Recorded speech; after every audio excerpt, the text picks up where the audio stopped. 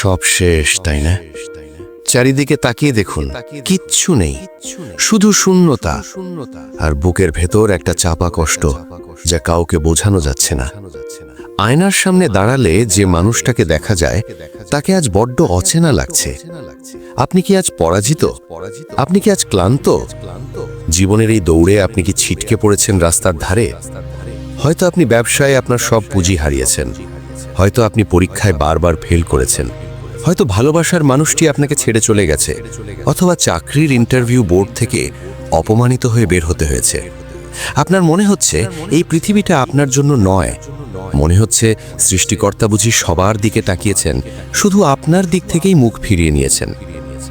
মানুষ আপনাকে কথা শোনাচ্ছে, আত্মীয় স্বজন, বন্ধু বান্ধব, এমনকি নিজের পরিবারের মানুষের চোখেও আপনি আজ ব্যর্থ। তারা বলছে, তোকে দিয়ে কিচ্ছু হবে না, তুই জীবনে কিচ্ছু করতে পারবি না। আর এই কথাগুলো শুনতে শুনতে আপনিও বিশ্বাস করতে শুরু করেছেন, হ্যাঁ, আমাকে দিয়ে হয়তো সত্যিই কিছু হবে না। কিন্তু দাঁড়ান, ভিডিওটি বন্ধ করার আগে আমাকে মাত্র কয়েকটা মিনিট সময় দিন। আজ আমি আপনাকে কোনো মিথ্যে সান্ত্বনা দিতে আসিনি। আমি আসিনি বলতে যে সব ঠিক হয়ে যাবে। আমি আপনাকে একটা নির্মম সত্য বলতে এসেছি। সত্যটা হলো, আপনি এখন যেখানে দাঁড়িয়ে আছেন ঠিক এই ধ্বংসস্তূপের ওপরই আপনার সাম্রাজ্য তৈরি হবে। আপনি যে ব্যর্থতার আগুনে পুড়ছেন, সেই আগুনই আপনাকে খাঁটি সোনায় পরিণত করবে। আপনি ভাবছেন এটাই শেষ। না বন্ধু, এটা শেষ নয়, এটা হলো শুরু। পৃথিবীর ইতিহাস কোনো সফল মানুষের গল্প দিয়ে শুরু হয় না।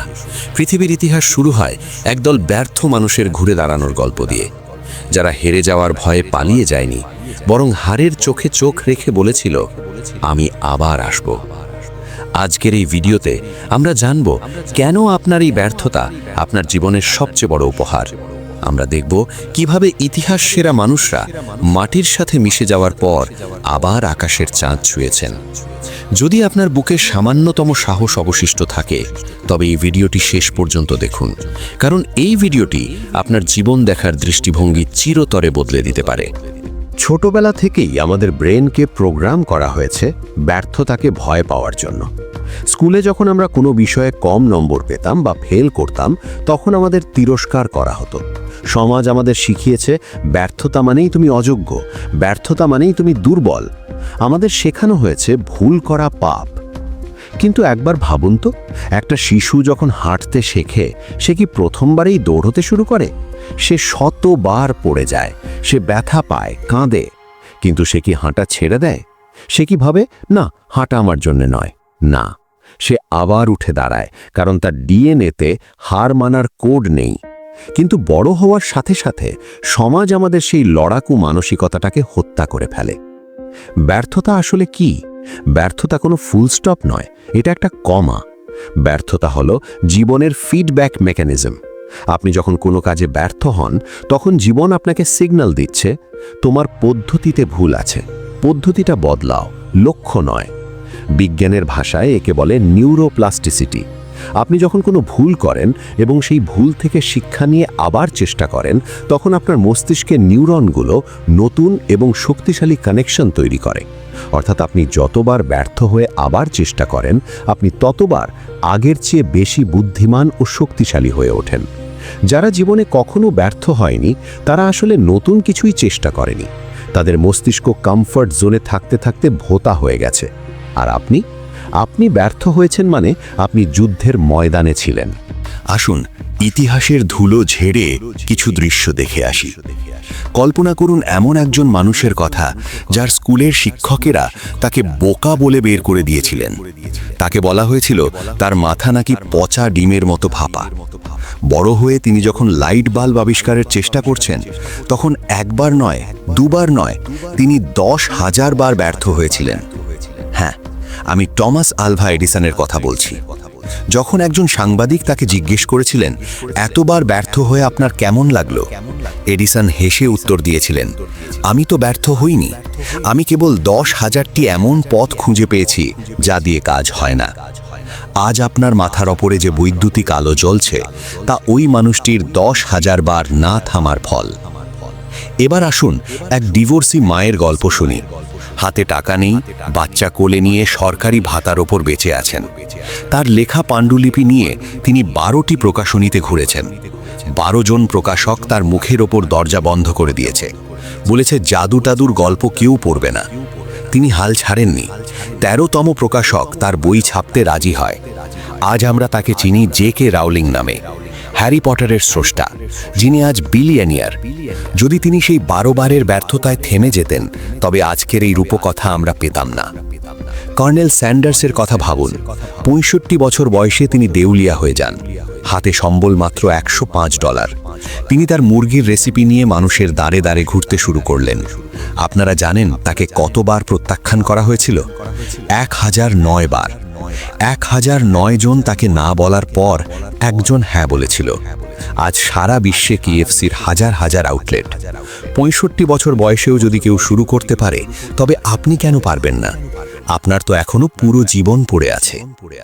আজকের দিনে আমাদের হতাশার অন্যতম কারণ হলো সোশ্যাল মিডিয়া। যখন আমরা ফেসবুক বা ইনস্টাগ্রাম ওপেন করি, তখন দেখি সবাই সফল, সবাই হাসছে, সবাই ঘুরছে, সবাই নতুন গাড়ি কিনছে। আর এসব দেখে আমরা ভাবি, শুধু আমার জীবনেই কেন এত কষ্ট? বন্ধু, আপনি যা দেখছেন তা হলো তাদের হাইলাইট রিল।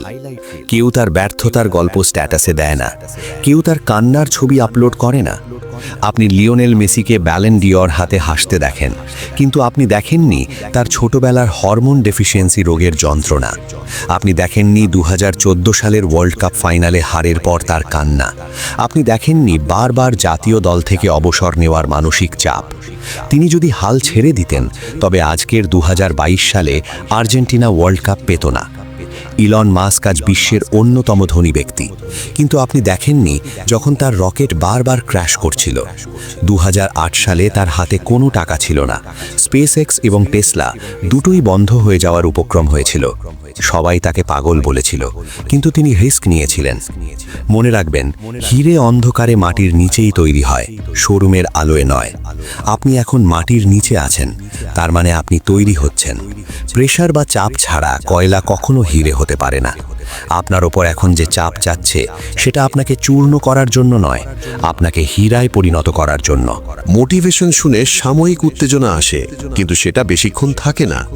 ব্যর্থতা থেকে সফলতায় যেতে হলে প্রয়োজন ডিসিপ্লিন এবং সঠিক পরিকল্পনা। এখন আমি আপনাদের 5টি ধাপের কথা বলবো, যা আজ থেকেই আপনি শুরু করবেন। প্রথমেই নিজের ইগোকে বিসর্জন দিন। মেনে নিন যে আপনি ব্যর্থ হয়েছেন।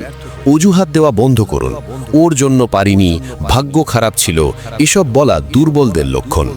আয়নার সামনে দাঁড়িয়ে বলুন, হ্যাঁ, আমি ভুল করেছি এবং এই ভুলের দায় সম্পূর্ণ আমার।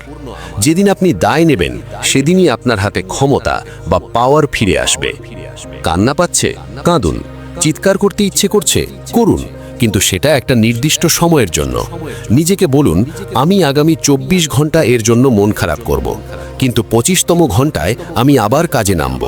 দুঃখকে জীবনের সঙ্গী বানাবেন না, একে শুধু একটা সাময়িক অতিথি হিসেবে দেখুন।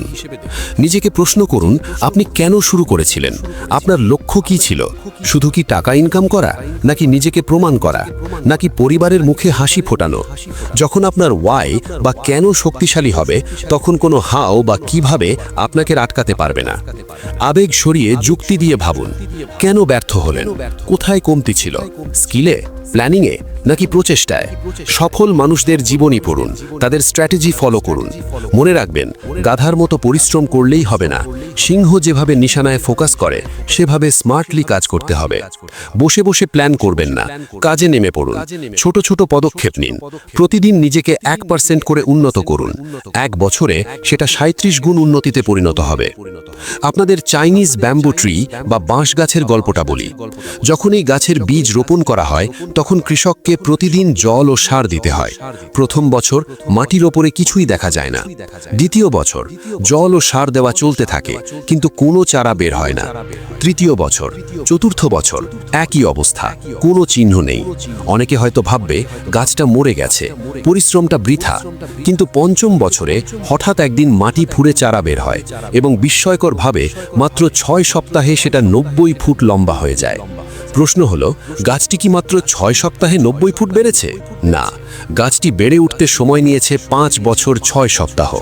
ওই প্রথম 4 বছর যখন মাটির ওপরে কিছু দেখা যাচ্ছিল না, তখন গাছটি মাটির নিচে তার শেকড় শক্ত করছিল। সে নিজেকে প্রস্তুত করছিল 90 ফুট উচ্চতা ধরে রাখার জন্য। যদি সে শেকড় শক্ত না করত, তবে এত দ্রুত বড় হলে সে ভেঙে পড়ে যেত। আপনার জীবনটাও এখন ওই মাটির নিচের সময়ের মধ্য দিয়ে যাচ্ছে। আপনি পরিশ্রম করছেন, কিন্তু রেজাল্ট পাচ্ছেন না। এর মানে এই নয় যে আপনি ব্যর্থ। এর মানে হলো আপনি শেকড় শক্ত করছেন। যেদিন আপনি মাটি ফুঁড়ে বেরোবেন, সেদিন আকাশ ছোঁয়ার গতি কেউ আটকাতে পারবে না। বিশ্বাস রাখুন প্রসেসের উপর। তাই আজ এই মুহূর্তে নিজের চোখের জল মুছে ফেলুন। যারা আপনাকে ছেড়ে গেছে তাদের যেতে দিন। যারা আপনাকে বিশ্বাস করেনি তাদের ধন্যবাদ দিন, কারণ তারা আপনাকে একা চলতে শিখিয়েছে। আপনার পকেটে টাকা নেই, সমস্যা নেই। আপনার মনে সাহস আছে। আপনার সাথে কেউ নেই, সমস্যা নেই। আপনার সাথে আপনার স্বপ্ন আছে। মনে রাখবেন, বাঘ যখন শিকার ধরার জন্য লাফ দেয়, তখন সে 2 পা পিছিয়ে আসে। আপনি এখন পিছিয়ে আছেন মানে আপনি বড় লাফের জন্য প্রস্তুত হচ্ছেন। জীবন আপনাকে নকআউট করে দিয়েছে, সমস্যা নেই। যতক্ষণ আপনার শ্বাস চলছে, ততক্ষণ রেফারি খেলা শেষ ঘোষণা করতে পারবে না। উঠে দাঁড়ান। আপনার রক্তে আছে বিজয়ের নেশা। আপনার ডিএনএতে আছে লড়াকু সত্তা। আপনি কোনো সাধারণ মানুষ নন। আপনি হার মানার জন্য জন্মাননি। আগামীকাল সকালের সূর্যটা যেন এক নতুন আপনাকে দেখতে পায়। এমন এক আপনি যাকে কোনো ব্যর্থতা ভাঙতে পারে না। এমন এক আপনি যে নিজের ভাগ্য নিজের হাতে লেখে। ব্যর্থতা শেষ নয়, ব্যর্থতাই শুরু। আপনার গল্পের ক্লাইম্যাক্স এখনো বাকি আছে। সিনেমার শেষ দৃশ্যটা আপনিই লিখবেন। যদি এই ভিডিওটি আপনার বুকের ভেতরে নিভে যাওয়া আগুনকে একটুও উস্কে দিয়ে থাকে, তবে কমেন্টে আজ একটা প্রতিজ্ঞা করে যান। লিখুন, আই উইল রাইজ অ্যাগেন। আমি আবার ঘুরে দাঁড়াবো। চ্যানেলটি সাবস্ক্রাইব করুন, কারণ আমরা এই লড়াইয়ে আপনার সাথে আছি। দেখা হচ্ছে বিজয়ের মঞ্চে।